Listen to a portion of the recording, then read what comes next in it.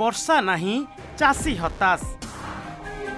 देखंतु ए दृश्य को सुखिला पड़ी चाष जमी तथापि आशा आशंकार भगवान को भरोसा करी चाषी धान बुणुछि आउ बिलरे हल मध्य करुछि। चलित वर्ष मौसुमी वर्षा अभाव केनाल रे पानी आसी नथिबारु जहा फल चाष जमी को नहीं चाषी आशंकार रही। कप्तिपदा उपखंडर उदला खुंटा और गोपबंधु नगर भली अंचलर 70% चाषी धान न बुणी वर्षा अपेक्षार रही। वर्षाटा ठीक होनी आ पानी भी ठीक मिलूनी एटा ठीक समय तो वर्षा तो नहीं आमती चाष करी हम चाष तो मुटे करी होनी तड़े पकई होनी कि आम बुणी दौचे बुणीदेने देखा से पानी हो बा न हो तेणिकी बिहड़ा हम ना न हम केनाल पानी तो मुटे आसुनी। हाँ केनाल तो पानी तो नहीं केनाल तो ये आईटा तो मुटे केनाल पानी नहीं एबे तो केनाल पानी आसवा कथा एबे भी सुधा पानी आसीनी।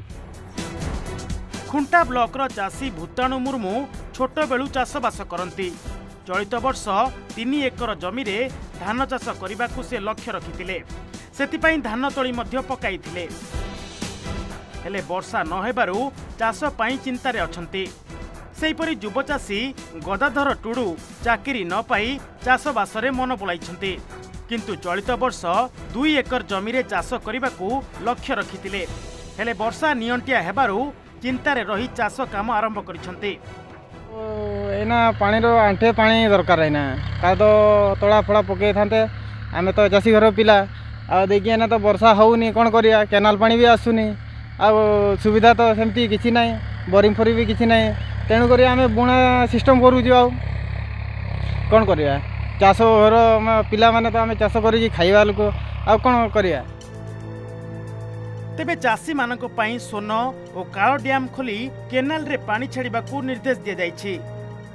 तथापि वर्षा नहेले खाली कप्तिपदा उपखंड चाषी नुहे 26टी ब्लॉक रो चाषी प्रभावित हेबे।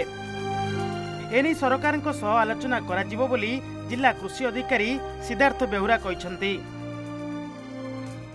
आज तो कालसुनी खोला हला कालसुनी पानी जाउची नाळ रे जाजिबो जेतिकी ये करिवो तला टिके लेट होईची आमे वर्षा तो हम 6 तारीख रु जना पड़ुची 6 तारीख 7 तारीख बेल को वर्षा आसी आज कल 4 तारीख जहाँ वर्षा मत लगुच जी वर्षा हम आम से करूँ ना चाषी मैंने नन पेड करेंगे कौन करेंगे।